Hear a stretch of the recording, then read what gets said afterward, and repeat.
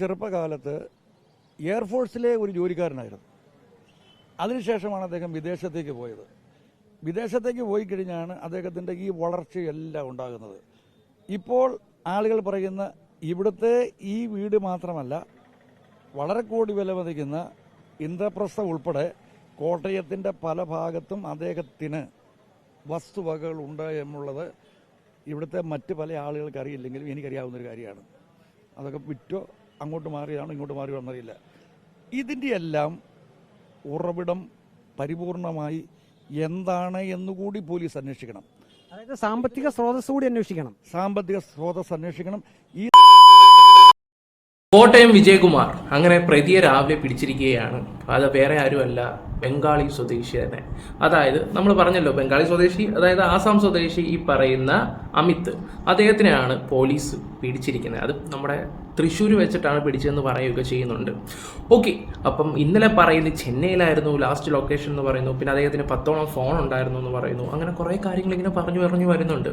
Okay, അപ്പോൾ ഇന്നലെ നമ്മൾ ആദ്യം ഇദ്ദേഹത്തിനെ കുറിച്ച് പറഞ്ഞു. പിന്നെ മകൻ്റെ കേസ് വന്നപ്പോൾ തമ്പി അതുമായിട്ട് കുറേ കാര്യങ്ങൾ സംസാരിക്കുകയൊക്കെ ചെയ്ത്. നിങ്ങൾക്ക് എന്താണ് സത്യം പറഞ്ഞാൽ തോന്നുന്നത്? എനിക്കിപ്പോഴും ഒരു കാര്യം ഞാൻ തുറന്നു പറയാം, എന്തൊക്കെയോ സ്പെല്ലിംഗ് മിസ്റ്റേക്ക് ഫീൽ ചെയ്യുന്നുണ്ട്.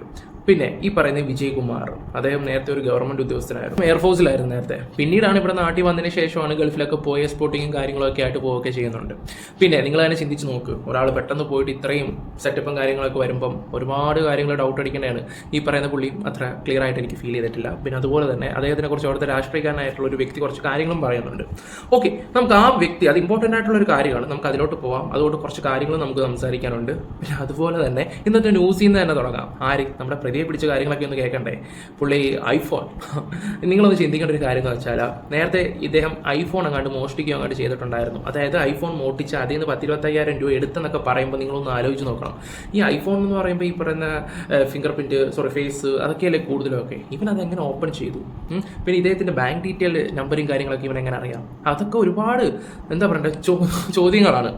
ഓക്കെ, എന്തായാലും നമുക്ക് ഓരോന്നോരോന്നായിട്ട് സംസാരിക്കാം. നമുക്ക് വീഡിയോയിലോട്ട് പോകാൻ നമ്മുടെ ചാനൽ ആദ്യമായിട്ട് കാണുന്നവർ, സഭ്യത്തെ വരയ്ക്കുന്ന സഭ്യ, നിങ്ങളുടെ അഭിപ്രായങ്ങൾ തീർച്ചയായിട്ടും ഈ ഒരു വീഡിയോ കാണുന്നവർ എന്തായാലും കമന്റ് ബോക്സിൽ രേഖപ്പെടുത്തേണ്ടത്. നിങ്ങളുടെ സംശയങ്ങളും കൂടെ കേൾക്കാൻ ഞാൻ ആഗ്രഹിക്കുന്നുണ്ട്. അതുകൊണ്ട് തീർച്ചയായിട്ടും നിങ്ങൾ കമന്റ് ബോക്സിൽ എന്തായാലും നിങ്ങളുടെ മറുപടിയും കാര്യങ്ങളും പറയണം. എന്തായാലും വീഡിയോ ലൈക്ക് അടിക്കുക, കുറച്ച് ആൾക്കാരുടെ എത്തിക്കുക. നമുക്ക് എന്തായാലും വീഡിയോയിലോട്ട് പോകാം.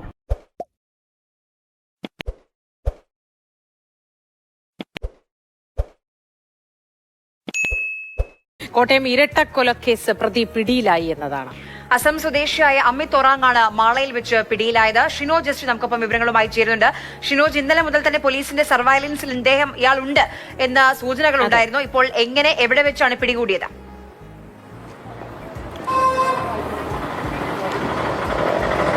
തിരുവാതിക്കൽ ഇരട്ടക്കൊലപാതക കേസിലെ പ്രതി അമിത് ഒറാങ്, അസം സ്വദേശിയായിട്ടുള്ള അമിത് ഒറാങ്ങിനെ കൊലപാതകം നടത്തി 24 മണിക്കൂറിനുള്ളിൽ പോലീസ് പിടികൂടിയിരിക്കുകയാണ്. 24 മണിക്കൂറിനുള്ളിൽ പോലീസ് പിടികൂടിയിരിക്കുകയാണ്. അപ്പൊ പോലീസിന് ക്രെഡിറ്റ്. അതുപോലെ തന്നെ ഗവൺമെന്റിന്റെ കാര്യം എടുത്ത് പറയാൻ വേണ്ടല്ലോ, അവർക്കൊക്കെ ക്രെഡിറ്റ് ആയിട്ടുണ്ട്. ഭയങ്കര കൈകടിക്കേണ്ട ഒരു കാര്യം തന്നെയാണ്. ഓക്കെ, ബാക്കി പറ. തൃശ്ശൂരിൽ മാളയ്ക്കടുത്ത് മേലടൂർ എന്ന് പറയുന്ന സ്ഥലത്ത് വെച്ചാണ് ഇയാൾ പിടിയിലായിരിക്കുന്നത്. ഇയാൾ ഈ സ്ഥലത്തെ ഒരു കോഴി ഫാമിൽ ഒളിവിൽ കഴിയുകയായിരുന്നു. ഈ കോഴി ഫാമിൽ ജാർഖണ്ഡ് സ്വദേശികളായിട്ടുള്ള ഇതര സംസ്ഥാന തൊഴിലാളികൾ, അവർക്കൊപ്പമായിരുന്നു ഇയാൾ ഒളിവിൽ കഴിഞ്ഞത്. നിർണായകമായ വിവരം കൂടി പോലീസ് ഇപ്പോൾ പങ്കുവയ്ക്കുന്നുണ്ട്. ഏറ്റവും നിർണായകമായത്, പ്രതിയിലേക്ക് എത്തിയത് നിർണായകമായത് ഈ മൊബൈൽ ഫോൺ ലൊക്കേഷനാണ്. നമ്മൾ ഇന്നലെ പറഞ്ഞതാണ്. കാരണം 10ലധികം മൊബൈൽ ഫോണുകൾ ഈ പ്രതിയുടെ കൈവശമുണ്ടായിരുന്നു. അതിലധികം സിമ്മുകളും ഇദ്ദേഹം ഉണ്ടായിരുന്നു. അതുകൊണ്ട് തന്നെ പലപ്പോഴും മൊബൈൽ ഫോൺ മാറ്റിയാണ് ഇയാൾ ഉപയോഗിച്ചുകൊണ്ടിരുന്നത്. എന്നാൽ ഇതിൽ ഏറ്റവും നിർണായകമായത് ഈ കൊല്ലപ്പെട്ട വിജയകുമാറിന്റെയും ഭാര്യ മീരയുടെയും മൊബൈൽ ഫോണുകൾ ഇദ്ദേഹം മോഷണത്തിൽ അതായത് കൊല നടത്തിയതിനു ശേഷം ഈ വിജയകുമാറിന്റെയും മീരയുടെ ഫോൺ ഈ പ്രതിയായിട്ടുള്ള അമിത് ഒറാങ് അപഹരിച്ചിട്ടുണ്ടായിരുന്നു. അതിൽ ഒരു മൊബൈൽ ഫോൺ സ്വിച്ച് ഓൺ ആയിരുന്നു. അതിൽ നിന്നുമായി ബന്ധപ്പെട്ട് നടത്തിയ അന്വേഷണമാണ്. അതിൽ നിന്നും നടത്തിയ അതിന്റെ ടവർ ലൊക്കേഷൻ കേന്ദ്രീകരിച്ച് നടത്തിയ അന്വേഷണത്തിലാണ് ഇപ്പോൾ അസം സ്വദേശിയായിട്ടുള്ള അമിത് ഒറാങ്ങിനെ കോട്ടയത്തേക്ക് എത്തിക്കേണ്ടതുണ്ട്, തെളിവെടുപ്പ് അടക്കം നടത്തേണ്ടതുണ്ട്. പുറപ്പെട്ടോ അന്വേഷണ സംഘം മാളയിൽ നിന്ന്?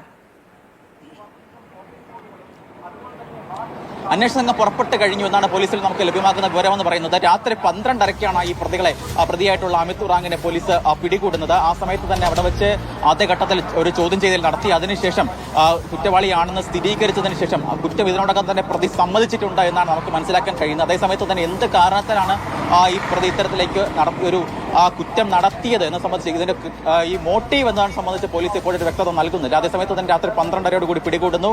ഈ അന്വേഷണ സംഘം പ്രതിയെ പിടികൂടി. അതിനുശേഷം ഇപ്പോൾ കോട്ടയത്തേക്ക് തിരിച്ചു വരുന്ന ഒരു വഴിയിലാണ്.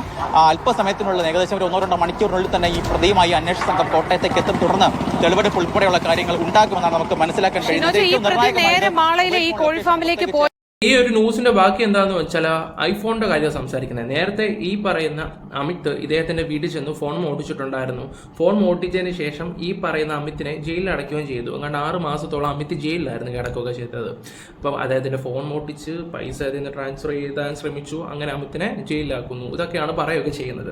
ആ അമിത് തിരിച്ചു വരാൻ നേരത്ത് അമിത്തിന്റെ ഒരു ഭാര്യ ഒരു സുഹൃത്തോ ഭാര്യ എന്ന് പറഞ്ഞ ഒരാൾ അവരുടെ വീട്ടിലങ്ങോട്ട് ജോലി ചെയ്യുന്നുണ്ടായിരുന്നു. ഈ വിജയകുമാറിന്റെ വീട്ടിലാണ് ജോലിയും കാര്യങ്ങളൊക്കെ ചെയ്യുന്നുണ്ടായിരുന്നു. അപ്പം ഇവരുമായിട്ട് എന്തോ ബന്ധം ഈ അമിത്തിനുണ്ടായിരുന്നു. അത് ഈ 6 മാസം ജയിലിൽ നിന്ന് വന്നതിന് ശേഷം അവർ വേറൊരുത്തൻ്റെ കൂടോ അതോ തിരിച്ചങ്ങോട്ട് പോവോ അങ്ങോട്ട് ചെയ്യുകയൊക്കെ ചെയ്ത് അതിൻ്റെ വൈരാഗ്യമാണ് അമിത് ചെയ്തതെന്നാണ് ഇപ്പം ചില ന്യൂസിലും കാര്യങ്ങളൊക്കെ വരികയൊക്കെ ചെയ്യുന്നത്. അതുപോലെ തന്നെ ഈ അമിത് അവരെ തീർത്തിട്ട് അന്ന് മതിൽ ചാടി പോകാൻ നേരത്ത് ഗേറ്റ് ചാടി പോകാൻ നേരത്ത് അമിത് എന്ന് എഴുതിയിട്ടുണ്ടായിരുന്നു. ഇതൊക്കെ എങ്ങനെ കണക്ട് ചെയ്യാൻ പറ്റും സത്യം പറഞ്ഞാൽ? എൻ്റെ കുറച്ച് കാര്യം എന്താണെന്ന് വെച്ചാൽ ഈ പറയുന്ന വിജയകുമാറിനെ കുറിച്ച് സംസാരിക്കുകയാണെങ്കിൽ അദ്ദേഹം അത്ര വെടിപ്പായിട്ട് എനിക്ക് ഫീൽ ചെയ്യുന്നില്ല. ഒന്നാമത് നിങ്ങളൊന്ന് ആലോചിച്ച് നോക്ക്, അമിതിന് എന്തിന് ഇത്ര വൈരാഗ്യം വരണം? ഇപ്പം ഇന്നലെ ഒരു ചോദ്യം നമ്മൾ ചോദിച്ചു, എന്തിന് ഇത്ര വൈരാഗ്യം വരണം? ഈ പറയുന്ന ഭാര്യയല്ല ഐഫോൺ മോട്ടിച്ച് ഇയാളെ ജയിലിൽ കിടത്തിയതിന് ഇവൻ ജയിലിൽ നിന്ന് ഇറങ്ങി വന്നിട്ട് എന്തിന് വഴക്കുണ്ടാക്കണം എന്നൊക്കെ പറഞ്ഞപ്പോഴാണ് പുതിയൊരു കഥ വരുന്നത്. എന്തുവാ ഭാര്യയുടെ കഥ വരുന്നത്. ഇന്ന പോലെയാണ്, ഭാര്യയാണ്, ഒരു സുഹൃത്താണ്, അവിടെ താമസിക്കുന്നുണ്ടായിരുന്നു, അവർ പിണങ്ങിപ്പോയതിൻ്റെ ദേഷ്യമാണ് അദ്ദേഹം ഈ തീർത്തെന്ന് പറയുന്നത് എന്നൊക്കെ പറയുന്നുണ്ട്. എന്തോ അമിത്തിനെ വെച്ചിട്ട് ആരൊക്കെയോ എന്തൊക്കെയോ ചെയ്യുന്നതായിട്ടൊരു സംശയം. ഞാൻ ഇന്നലെ അത് സംസാരിച്ചിട്ടുണ്ടായിരുന്നു. അതെല്ലാവർക്കും മനസ്സിലാക്കാവുന്ന കുറേ കാര്യങ്ങളേ ഉള്ളൂ. അല്ലെങ്കിൽ അന്നത്തെ ഫോൺ കേസ് കേട്ടിൽ ചിലപ്പോൾ അമിത് നിരപരാധിയായിരിക്കാം. എന്തെങ്കിലും വിഷയങ്ങളോ കാര്യങ്ങളോ ചിലപ്പോൾ ഉണ്ടായിരിക്കാം. അത് അമിത്തിൻ്റെ തലയിൽ ചിലപ്പോൾ ഇട്ടാണെങ്കിലും സാധ്യതയില്ലാതില്ല. ഈ വിജയകുമാറിൻ്റെ കാര്യമല്ല, ഇത്രയും ബിസിനസ്സും കാര്യങ്ങളും ഒക്കെ നിങ്ങൾ ചിന്തിക്കേണ്ട ഒരു കാര്യം, ഇദ്ദേഹത്തിൻ്റെ മകൻ മരിച്ച സമയത്ത് അവനെ ഈ പറയുന്ന അമ്മയെ വിളിച്ചിട്ട് കൂട്ടുകാരൻ്റെ വീട്ടിലോട്ട് പോകാമെന്നും പറഞ്ഞിട്ടാണ് ആ മകൻ പോയത്. എന്നിട്ട് ഫുഡ് വല്ലതും മേടിക്കണോ അമ്മയെന്ന് ചോദിച്ചപ്പോൾ അമ്മ പറഞ്ഞു, വേണ്ട മോനെ, ഇവിടെ ആഹാരം ഉണ്ടല്ലോ, നീ വന്നാൽ മതി എന്ന് പറഞ്ഞിട്ട് ഇവനെ കണ്ടില്ല. പിറ്റേ ദിവസമാണ് ഇവൻ മരിച്ചു കിടക്കുന്നതായിട്ട് അറിയുകയും ചെയ്തത്. എന്താണ്, ആ കാറിനകത്ത് മൊത്തം ചോരയും കാര്യങ്ങളായിരുന്നു. എന്നിട്ട് അവിടെ നിന്ന് 200 മീറ്റർ മാറിയിട്ടാണ് ഇവൻ്റെ ബോഡി കാണുന്നത്. അതും ഇങ്ങനെ എന്താ പറയണ്ടേ, ഒരു ഭിത്തിയിൽ ഇങ്ങനെ ചാഞ്ഞിരിക്കുന്നതായിട്ടാണ് കാണുകയും ചെയ്യുന്നത്. എന്തായാലും ജീവൻ ഒടുക്കിയല്ലെന്ന് എല്ലാവർക്കും മനസ്സിലാക്കാവുന്ന കാര്യങ്ങൾ തന്നെ. ആരോ അവനെ തീർത്ത് അവനെ അതുകൊണ്ട് അവിടെ ഇട്ടതാണ്. നിങ്ങളൊന്ന് ആലോചിച്ച് നോക്കി, അവിടെ നിന്ന് 200 മീറ്റർ അവൻ എന്തായാലും നടന്നു പോകത്തില്ല. അങ്ങനെയാണെങ്കിൽ അവിടെ മൊത്തം ചോരയും കാര്യങ്ങളും കണ്ട, അവിടെ ചോരയില്ല, ഒന്നുമില്ല, അവൻ ആരോ അവിടെ കൊണ്ടിടുക അങ്ങോട്ടാ ചെയ്തത്. പക്ഷെ അന്ന് വിജയകുമാർ എന്തെടുത്തു, ഈ കേസ് വന്ന സമയത്താണെങ്കിൽ മകൻ ഇന്ന പോലെ ജീവൻ സ്വയം ഒടുക്കിയതാന്നുള്ള രീതിയിലാണ് അദ്ദേഹം സംസാരിക്കുകയൊക്കെ ചെയ്തത്. 2 വർഷം കഴിഞ്ഞിട്ടാണ് അദ്ദേഹം പിന്നെ കേസിന് വേണ്ടി ഇറങ്ങി തിരിച്ചത്. CBI അന്വേഷിക്കണമെന്ന് പറയാനുള്ള കാരണം, അതിൻ്റെ കാരണം എന്താണെന്ന് വെച്ചാൽ മകൻ അത്യാവശ്യം അടിച്ചു കയറ്റുന്ന പരിപാടിയൊക്കെ ഉള്ളൊരു മകനായിരുന്നു. ഇനി അത് കേസിനെ ബാധിച്ചാൽ, കേസിനെ അല്ല, അത് ചിലപ്പോൾ ഇവർ ബിസിനസ്സിനെ ബാധിക്കാൻ ചാൻസ് ഉണ്ട്.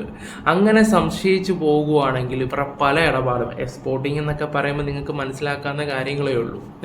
ഒരു മനുഷ്യൻ എങ്ങനെ ഇത്രയൊക്കെ ഇന്ദ്രപ്രസ്ഥം പോലെ ഒരു ഓഡിറ്റോറിയം ഉണ്ടാക്കണമെങ്കിൽ തന്നെ നിങ്ങളൊന്ന് ആലോചിച്ച് നോക്ക്. ആ ഓഡിറ്റോറിയത്തിൻ്റെ വേണമെങ്കിൽ വീഡിയോസും കാര്യങ്ങളൊക്കെ ഞാൻ വേണമെങ്കിൽ വെച്ച് തരാം നിങ്ങൾക്ക്. ആ ഓഡിറ്റോറിയം എന്താണെന്ന് നിങ്ങൾക്ക് ഇപ്പോൾ മനസ്സിലാക്കാൻ പറ്റും. ഇത്രയും വലിയ ഓഡിറ്റോറിയം കാര്യങ്ങളും ഒക്കെ ഒരാൾ ചെയ്തു വരുമ്പോൾ സാമാന്യ ബോധമുള്ളവർക്ക് അത് മനസ്സിലാക്കാൻ പറ്റും. ഈ പൈസയൊക്കെ എവിടെ നിന്ന് വരുന്നു, എങ്ങനെ വരുന്നു, ഇത് ഒരുപാട് എടുത്ത് നോക്കുവാണെങ്കിൽ ഒരുപാട് കാര്യങ്ങൾ. ആദ്യം അന്വേഷിക്കേണ്ടത് ഇദ്ദേഹത്തിൻ്റെ കാര്യങ്ങളാണ്.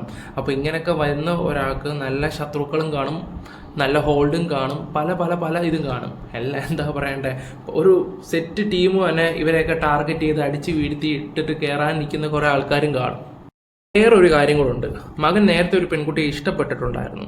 അതിനെ ഒരുപാട് ദ്രോഹിക്കുകയും ചെയ്തിട്ടുണ്ട്. അതും ചെയ്യിപ്പിച്ചാന്നുള്ള രീതിയിൽ വേറെ സംസാരങ്ങളും കാര്യങ്ങളും ഉണ്ടായിരുന്നു. അത് നമുക്കറിയത്തില്ല, ഞാനിങ്ങനെ കേട്ടൊരു കാര്യമാണ്. അതൊരു ക്വസ്റ്റ്യൻ മാർക്കിൽ അവിടെ കിടക്കട്ടെ. അപ്പം ഇങ്ങനെ കുറച്ച് കാര്യങ്ങൾ ഇങ്ങനെ കിടപ്പുണ്ടായിരുന്നു. അപ്പം ആദ്യം അന്വേഷിക്കേണ്ടത് ഈ പറഞ്ഞ മരിച്ച വ്യക്തിയെ കുറിച്ച് തന്നെയാണ്. എഗ്രി പണവും കാര്യങ്ങളൊക്കെ ഉണ്ടായി, എന്തൊക്കെ സ്വത്തുക്കളും കാര്യങ്ങളും ഒക്കെ ഉണ്ട്, ഇത് ഏതൊക്കെ രീതി വന്നു എന്ന് അന്വേഷിച്ചാൽ പാതി കാര്യങ്ങൾ തീർക്കാൻ പറ്റുന്നുണ്ട്. പിന്നെ കുറച്ച് കമൻസ് ഉണ്ട്. അതിനേക്കാളും പ്രധാനപ്പെട്ട ഒരു കാര്യം എന്ന് വെച്ചാൽ ഒരു രാഷ്ട്രീയം കാര്യം സംസാരിക്കുന്ന ഒരു കാര്യമാണ്. അത് നമുക്കൊന്ന് വെക്കാം. ഞാൻ ഈ പറഞ്ഞ കാര്യങ്ങളും അതുമായിട്ട് നിങ്ങൾക്കൊന്ന് നോക്കുമ്പോൾ മനസ്സിലാക്കാവുന്നേ ഉള്ളൂ. പറയുന്ന പുള്ളി കഴിഞ്ഞ 7 വർഷങ്ങൾക്ക് അപ്പുറത്ത് MC റോഡിൽ അദ്ദേഹത്തിൻ്റെ വണ്ടി കടന്നിരുന്നു. ആ വണ്ടിയുടെ അവിടെ നിന്ന് റെയിൽവേ ലൈനിലേക്ക് പോകാനൊരു വഴിയുണ്ട്. ആ വഴിയുടെ അകത്ത് റെയിൽവേ ലൈനിൻ്റെ അകത്ത് ഈ മകൻ മരണപ്പെട്ട് കിടന്നിരുന്നു. അന്ന് പരിശോധനയിൽ ഈ വണ്ടിയുടെ സീറ്റിൻ്റെ ഉള്ളിലും വണ്ടിയുടെ മുൻഭാഗത്തും പുറകുഭാഗത്തുമായി രക്തത്തളം കെട്ടിയിട്ടുണ്ടായിരുന്നു. എന്നാൽ അവിടെ നിന്ന് റെയിൽവേ ട്രാക്കിലേക്ക് പോകുന്ന ആ വഴികളിൽ രക്തത്തിൻ്റെ കറ കണ്ടില്ല. ഏതായാലും അന്ന് പോലീസ് അന്വേഷിച്ചിട്ട് അത് ആത്മഹത്യയാണ് എന്ന് എഴുതി തള്ളുന്ന ഒരു സാഹചര്യം ഉണ്ടായി. ലോക്കൽ പോലീസ് കാറിനുള്ളിലായിരുന്നു അന്ന് മൃതദേഹം കിടന്നിരുന്നത്. കാറിനുള്ളിലല്ല, കാറിനുള്ളിൽ രക്തമുണ്ടായിരുന്നു. കാറിൻ്റെ മുമ്പിലും പുറകിലും രക്തമുണ്ടായിരുന്നു. പെറ്റീഷന്റെ അനുവാദത്തോടുകൂടി പോലീസ് കഴിഞ്ഞ കുറേ ദിവസമായിട്ട് ഇപ്പം അന്വേഷണം നടത്തിക്കൊണ്ടിരിക്കുകയാണ്. അതായത് മകന്റെ ആ ഒരു മരണവുമായി ബന്ധപ്പെട്ട് കൃത്യമായിട്ടുള്ള വിവരങ്ങൾ ഈ മാതാപിതാക്കൾക്ക് ലഭിച്ചിരുന്നു, വിവരങ്ങൾ അവർക്ക് കിട്ടിയിരുന്നു. ഈ പറയുന്ന കാര്യങ്ങളൊക്കെ അവർക്ക് അറിയാമോ എന്നറിയില്ല. ഏതായാലും അത് അവിടെ ബ്ലഡ് ഉണ്ടായിരുന്നു, അല്ലെങ്കിൽ അവിടുത്തെ ബ്ലഡ് സ്റ്റെയിൻ ഉണ്ടായിരുന്നു, ഇന്ന സ്ഥലത്താണ് കിടന്നതെന്നൊക്കെ അപ്പോൾ അദ്ദേഹത്തോട് സംസാരിക്കാൻ പറ്റുന്ന ഒരു സാഹചര്യം ആയിരുന്നില്ല. ഏതായാലും അന്ന് ഇത് അന്വേഷിക്കാൻ തയ്യാറാകാഞ്ഞത് ഞാൻ സംശയിക്കുന്നത് ഈ പറയുന്ന പയ്യൻ, ഗൗതം എന്ന് പറയുന്ന പയ്യൻ മദ്യപിക്കുന്ന ആളായിരുന്നു. അതുകൂടാതെ ഇപ്പോഴത്തെ വലിയ രാസലഹരി പോലെയുള്ള സാധനങ്ങൾ അദ്ദേഹം ഇവിടെ ഉപയോഗിക്കുന്ന ആളാണോ എന്ന് ഈ നാട്ടുകാർക്ക് സംശയമുണ്ടായിരുന്നു. അത് ഞാൻ അന്നത്തെ അന്വേഷണത്തിൽ എനിക്ക് മനസ്സിലായി. അപ്പം അതുകൊണ്ടായിരിക്കും ഇതെവിടുന്ന് കിട്ടി, എങ്ങനെ വന്നു എന്നൊക്കെ ഒരുപക്ഷെ ചോദ്യങ്ങൾ ഉണ്ടാകുമോ എന്ന് ഭയപ്പെട്ടായിരിക്കണം അന്ന് വേണ്ട എന്ന് പറഞ്ഞതെന്ന് ഞാൻ ഇപ്പോൾ സംശയിക്കുന്നു. ഓക്കെ, ഞാൻ ഓൾറെഡി അതിനെക്കുറിച്ച് കാര്യങ്ങളൊക്കെ സംസാരിച്ചതാണ്.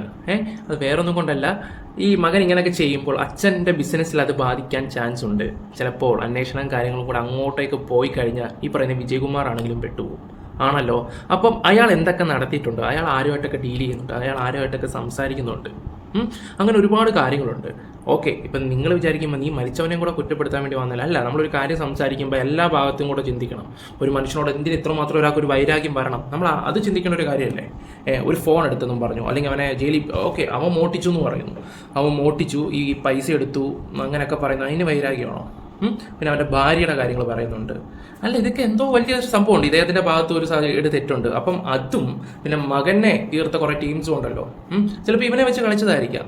ഇതിൻ്റെ പിന്നിൽ എനിക്ക് തോന്നുന്നൊരു കാര്യമാണ്, ഇതിൻ്റെ പിന്നിൽ ചിലപ്പോൾ ഒരു വേറെ ആൾക്കാർ കാണുമായിരിക്കും. ഇവനൊരു ഡമ്മി പീസ് മാത്രമായിട്ട് ഇവനെ മുൻനിർത്തി എന്താ പറയണ്ടേ, അവിടുത്തെ കാര്യങ്ങളെല്ലാം മനസ്സിലാക്കി അവനെ മനഃപൂർവ്വമായിട്ട് ചെയ്യുകയും ചെയ്തു. പിന്നെ അതുപോലെ തന്നെ ഫോണിൻ്റെ കാര്യം നിങ്ങളൊന്ന് ആലോചിച്ച് നോക്കിയേ. വിജയകുമാറിൻ്റെ ഫോണും എടുത്തും ഈ പറയുന്ന ചേച്ചീൻ്റെയും മരിച്ചുപോയ മേഡത്തിൻ്റെയും ഫോണും കാര്യങ്ങളും എടുത്തിട്ടുണ്ടായിരുന്നു. എന്തിനാണ് ഫോൺ എടുത്തു? സ്വർണ്ണവും അതും ഇതും മറ്റേതും മറിച്ചതും എല്ലാം കിടപ്പുണ്ടായിട്ട് പോലും അവനൊന്നും എടുക്കാതെ ഈ ഫോൺ മാത്രം എന്തിനെടുത്തു? അപ്പോൾ ഒന്നെങ്കിൽ വിജയകുമാറിൻ്റെ ഫോണിൽ ആരുമായിട്ടൊക്കെ സംസാരിക്കുന്ന അതിനകത്ത് എന്തൊക്കെ ഡീറ്റെയിൽ കിടപ്പുണ്ട് അതറിയാൻ വേണ്ടിയാണെങ്കിലോ ചിലപ്പം ചിലപ്പോൾ 2 ഫോണും എടുത്തിട്ടുണ്ട്. ചിലപ്പോൾ ഈ ഫോൺ ആരെങ്കിലും ഏൽപ്പിക്കാൻ വേണ്ടിയാണോ? ഒന്നും പറയാൻ പറ്റാത്ത ഒരുപാട് കാര്യങ്ങൾ കിടപ്പുണ്ട്. ഇത് അന്വേഷിക്കണം, ഇവനെ നല്ല രീതിയിൽ ചോദിക്കണം. ഇവനോട് ചോദ്യം ചോദിക്കുമ്പോൾ ഇവൻ ആ ഭാര്യയുടെ കഥ എടുത്തിടുവാണോ, അതായിരിക്കും ഏറ്റവും കൂടുതൽ നിർണായകമായിട്ടുള്ളൊരു കാര്യം. അതുകൊണ്ടാണെന്ന് പറയുമ്പോൾ ചിലപ്പം ഈ കേസ് ഇവിടെ കൊണ്ട് ചിലപ്പോൾ തീരാൻ ചാൻസ് ഉണ്ട്. കാരണം മേലോട്ട് അന്വേഷിക്കാൻ പോകാൻ ചാൻസ് കുറവാണ്. കാരണം അവിടെ കൊണ്ട് തീരുകയാണ്. അപ്പോൾ അതിനുശേഷം ഇവന് വേണ്ടി നല്ല വക്കീൽ വരുന്നുണ്ടോ അത് ശ്രദ്ധിക്കണം. അങ്ങനെ ഓരോ കാര്യങ്ങൾ ശ്രദ്ധിക്കേണ്ട കാര്യങ്ങളാണ്. എന്തായാലും ഒരു കാര്യം ഞാൻ എഴുതി ഒപ്പിട്ട് തരാം. ആദ്യം ഇവൻ 54 വയസ്സെന്ന് പറയുന്നു, പിന്നെ 30 പ്രായം കുറവാന്ന് പറയുന്നു. ഇവൻ ഒറ്റയ്ക്ക് ഇവനെ കൊണ്ട് ചെയ്യാൻ പറ്റൂല ഒരു കേസ് കേട്ട്. ഒറ്റയ്ക്ക് ഒരാളെ കൊണ്ട് ഹാൻഡിൽ ചെയ്യാൻ പറ്റുന്നതല്ല. അപ്പം അവൻ അവിടെ അത്ര കോൺഫിഡൻസോടെ അഥവാ ആ വീട്ടിൽ കയറി ചെല്ലുന്നുണ്ടെങ്കിലാ നിങ്ങളൊന്ന് ആലോചിച്ച് നോക്കുക, ഇവിടെ എന്തൊക്കെയോ കാര്യങ്ങൾ നടക്കുന്നുണ്ട്. പിന്നെ ഞാൻ കഴിഞ്ഞ വീഡിയോ പറഞ്ഞ പോലെ തന്നെ ഞാൻ ഡാനി സത്യൻ, എനിക്കൊരു ശത്രുവുണ്ട്. ഞാൻ അവൻ്റെ വീട്ടിൽ ചെന്നിട്ട് ഞാൻ അവനെ അങ്ങ് വെല്ലുവിളിക്കുക, നിന്നെ തല്ലുകൊടാ, നിന്നെ അത് ചെയ്യും മറ്റേത് ചെയ്യും മറിച്ചത് ചെയ്യും എന്നൊക്കെ പറയുകയൊക്കെ ചെയ്യും. 1 മാസം കഴിഞ്ഞിട്ട് ഞാൻ ഈ വെല്ലുവിളിച്ചവനങ്ങ് തീർന്നു. അപ്പോൾ ആൾക്കാർ സംശയിക്കുന്ന ആരാ? പോലീസ് സംശയിക്കുന്ന ആരാ? ഇവനാണ്, ഡാനിയാണ് ഇതെല്ലാം ചെയ്ത് കൂട്ടിയത്. ആണോ അല്ലയോ?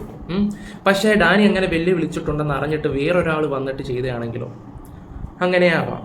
അത് മനസ്സിലാക്കി. അല്ലെങ്കിൽ വേറൊരു കഥ ഞാൻ പറഞ്ഞുതരാം. ഓക്കെ, ഞാൻ അത്രയും വഴക്കും കാര്യങ്ങളൊക്കെ ഉണ്ടാക്കി ഒരു വല്ലാത്തൊരു സിറ്റുവേഷൻ ഇരിക്കുമ്പോൾ വേറൊരാൾ വന്നിട്ട് എടാ നിൻ്റെ കൂടെ ഞാനും കൂടെ കൂടാം, നമുക്ക് കൊണ്ടിടാമെന്നും പറഞ്ഞിട്ട് ഇങ്ങനെയുള്ള രീതി എരിവും പുളിയും കയറ്റി ഒന്നും പറയാൻ പറ്റത്തില്ലല്ലോ. അങ്ങനെ ആവാം. ഓക്കെ, എന്തായാലും ഇദ്ദേഹം പറയുന്ന ബാക്കിയും കൂടെ നോക്കാം. അതിനുശേഷം വർഷങ്ങൾ കഴിയുന്നു, കോടതി കൊടുക്കുന്നു. കോടതി 2017 നടന്ന കാര്യം 2025 ഇപ്പോൾ പോലീസിന്റെ കഴിഞ്ഞ ആഴ്ചയിലാണ് പോലീസിന്റെ CBIയുടെ അന്വേഷണം ഇങ്ങോട്ടേക്ക് വരുന്നത്. എങ്ങനെ പോലീസ് പിടിക്കും, എങ്ങനെ CBI പിടിക്കും?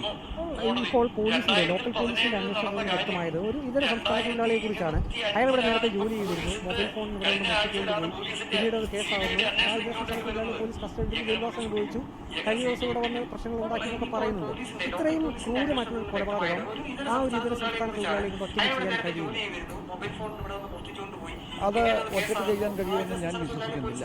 കാരണം ഇത് അങ്ങോട്ടേക്ക് കൊണ്ടുപോയി കാര്യങ്ങൾ അവസാനിപ്പിക്കാൻ പോലീസ് ശ്രമിക്കുന്നു എന്നാണ് ഞാൻ വിചാരിക്കുന്നത്. കാരണം ഇതിന് പിന്നിൽ വേറെ എന്തൊക്കെയോ ദുരൂഹത നടക്കുന്നുണ്ട്. അത് വളരെ വ്യക്തമാണ്. ഇദ്ദേഹത്തിന്റെ ചെറുപ്പകാലത്ത് എയർഫോഴ്സിലെ ഒരു ജോലിക്കാരനാണ്. അതിനുശേഷമാണ് അദ്ദേഹം വിദേശത്തേക്ക് പോയത്. വിദേശത്തേക്ക് പോയി കഴിഞ്ഞാണ് അദ്ദേഹത്തിന്റെ ഈ വളർച്ചയെല്ലാം ഉണ്ടാകുന്നത്. ഇപ്പോൾ ആളുകൾ പറയുന്ന ഇവിടുത്തെ ഈ വീട് മാത്രമല്ല, വളരെ കോടി വില മതിക്കുന്ന ഇന്ദ്രപ്രസ്ഥ ഉൾപ്പെടെ കോട്ടയത്തിന്റെ പല ഭാഗത്തും അദ്ദേഹത്തിന് വസ്തു വകകൾ ഉണ്ട് എന്നുള്ളത് ഇവിടുത്തെ മറ്റു പല ആളുകൾക്ക് അറിയില്ലെങ്കിൽ എനിക്കറിയാവുന്ന അതൊക്കെ വിറ്റോ അങ്ങോട്ട് മാറി വന്നിരിക്കും. ഇതിന്റെ എല്ലാം ഉറവിടം പരിപൂർണമായി എന്താണ് എന്നുകൂടി പോലീസ് അന്വേഷിക്കണം. സാമ്പത്തിക സ്രോതസ് കൂടി അന്വേഷിക്കണം. സാമ്പത്തിക സ്രോതസ് അന്വേഷിക്കണം.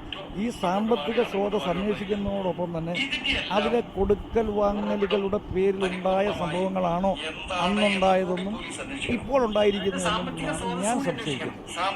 കോട്ടയം ജില്ലാ പോലീസ് മേധാവി പറഞ്ഞത് ഇത് പ്രൊഫഷണൽ കില്ലറെ അല്ല ഇത് ചെയ്തത് എന്നാണ്. പക്ഷേ ഇവിടുത്തെ CCTVയുടെ ഹാർഡ് ഡിസ്കുകളെല്ലാം പോയിട്ടുണ്ട്. ഒരു തെളിവും അവശേഷിപ്പിക്കാതെ കൃത്യമായിട്ടും ആസൂത്രണം ചെയ്യുന്ന രീതിയിൽ തന്നെയാണ് കൊലപാതകം, അത് നിരക്കൻ കൊലപാതകം നടന്നിരിക്കുന്നത്. അല്ല, പോലീസ് ഉദ്യോഗസ്ഥന്മാർക്ക് അങ്ങനെ പറയാൻ പറ്റും. ഇത് ആരെയും കിട്ടിയില്ലെങ്കിൽ ഒരുത്തനെ പിടിച്ച് പ്രതിയാക്കും. ഇവിടെ ഈ പറയുന്ന പുള്ളിയുടെ വിജയകുമാറിന്റെ ആപ്പിൾ ഫോൺ നഷ്ടപ്പെടുകയും അത് പിടിക്കുകയും അതിൻ്റെ ആ ആപ്പിൾ ഫോൺ ഉപയോഗിച്ച് ഈ പറയുന്ന ആസാമിലിരിക്കുന്ന ആ പയ്യൻ പണം ഓൺലൈനിൽ നിന്ന് അടിച്ചെടുക്കുകയൊക്കെ ചെയ്തതായിട്ടൊക്കെ പറയപ്പെടുന്നു. അത് 100% ആണോ അല്ലയോ എന്ന് അറിയത്തില്ല. ഏതായാലും ഈ പറയുന്ന ആള് കഴിഞ്ഞ 4-ാം തീയതിയാണ്, April 4-ാം തീയതിയാണ് വെളിയിൽ വന്നത്. ജയിലിൽ നിന്ന് വെളിയിൽ വന്നതാണ് അറിയുന്നത്. പറഞ്ഞു കേട്ടുള്ള അറിവുകൾ കാര്യം പറയുന്ന തൊട്ട് ഇതിൻ്റെ ഉറവിടവും കാര്യങ്ങളും അന്വേഷിച്ചാൽ കുറേ കാര്യങ്ങളും മനസ്സിലാക്കാൻ പറ്റും. ഈ കയറ്റി വിടുന്നതും ഇറക്കുന്നതൊക്കെ നമ്മളും കുറേ കണ്ടിട്ടൊക്കെ ഉള്ളതാണ്. സത്യം പറഞ്ഞാൽ ഇതിനെക്കുറിച്ച് അറിയാം. എനിക്ക് അറിയാമെന്നുള്ള കാര്യം എന്താണെന്ന് വെച്ചാൽ ഞാൻ ഷിപ്പിൽ ജോലി ചെയ്തിട്ടുള്ളതാണ്. അപ്പോൾ ഇറാൻ കൺട്രീസിലൊക്കെയുള്ള ഒരു കുറേ കാര്യങ്ങൾ ഞാൻ കേട്ടിട്ടുണ്ടായിരുന്നു. എൻ്റെ ഫ്രണ്ട്സ് പറഞ്ഞിട്ടുള്ളതാണ്. കാരണം കടലിൽ യാത്ര ചെയ്യുന്നതിൻ്റെ ഇടയ്ക്ക് പാതിയാകുമ്പോൾ ചില ബോട്ടിലൊക്കെ ആൾക്കാർ കയറി വരും. അപ്പോൾ എന്തുവാണ് ഇവന്മാർ കുറച്ച് സാധനങ്ങൾ കയറ്റി ഇവിടെ വരും, എന്നിട്ട് ഇത് കൊണ്ട് ഖത്തറിൽ നടക്കും ഇങ്ങനെയൊക്കെ. അപ്പോൾ ഇവർക്ക് നല്ല പൈസയും കാര്യങ്ങളൊക്കെ ഉണ്ട്. ലീഗലായിട്ട് ഇതൊന്നും ചെയ്യാനൊന്നും പറ്റത്തൊന്നുമില്ല.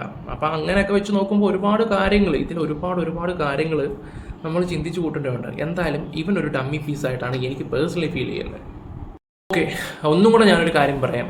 ഇവനെ അറസ്റ്റ് ചെയ്ത് എന്തിനാണ്? ഈ ആസാമിയെ ഐഫോൺ കട്ടെടുത്ത് 25,000 രൂപ എടുത്തെന്നും പറഞ്ഞിട്ടല്ലേ അവൻ എന്തിന് ഇപ്പോൾ വന്നിട്ട് കൊന്നിട്ട് വെറുതെ പോകുന്നത്? അങ്ങനെയാണെങ്കിൽ അവൻ മൊത്തം അരിച്ചു പറക്കണ്ടല്ലായിരുന്നോ? സ്വർണവും കിരണവും അതൊക്കെ. അപ്പം ഇതിലൊക്കെ നമ്മൾ ഉദ്ദേശിക്കാത്ത കാര്യങ്ങളൊക്കെ നടക്കുന്നുണ്ടെന്ന് തന്നെയാണ് എനിക്കിപ്പോഴും ഫീൽ ചെയ്യുന്നത്. ഒന്നെങ്കിൽ ഏതെങ്കിലും ഒരു മുന്തിയ ടീം ഞാൻ പറയില്ലേ ബാക്കി കാണുമായിരിക്കും. അപ്പോൾ അവർ പറഞ്ഞു കാണുമായിരിക്കും ചിലപ്പോൾ ഈ ഫോണോ കാര്യങ്ങളോ ഒന്നും എടുക്കുമൊന്നും വേണ്ട, ഒന്നും എടുക്കണ്ട, നീ തിരിച്ചു പോരണേന്ന് പറയണം. ഇതൊക്കെ മനസ്സിലാക്കാനുള്ള ഒരു ബുദ്ധി ഇവർക്കാർക്കും ഇല്ലെന്നാണ് ഞാൻ ആലോചിച്ച് നോക്കുന്നത്. നിങ്ങളൊന്ന് തന്നെ ആലോചിച്ച് നോക്ക്. ഈ ബംഗാളിയൊക്കെ ഒരു വീട്ടിലോട്ട് ഒറ്റയ്ക്ക് കയറി വിടുവാണെങ്കിൽ അവൻ ഇതെല്ലാം ചെയ്തിട്ട് നൈസായിട്ട് ഇനി വരുമെന്നാണോ വിചാരിച്ചേ? എവിടെയോ എന്തൊക്കെയോ ഒരു തകരാറ് പോലെ ഫീൽ ചെയ്യുന്നുണ്ട്, ശരിക്കും ഫീൽ ചെയ്യുന്നുണ്ട്. പിന്നെ അതുപോലെ ഒരു ഡൗട്ട്, ഈ CCTVയുടെ കാര്യം എന്ന് പറഞ്ഞാൽ അത് ആ ഡിസ്ക് എടുത്തുകൊണ്ട് പോയെന്നല്ലേ പറയുന്നത്.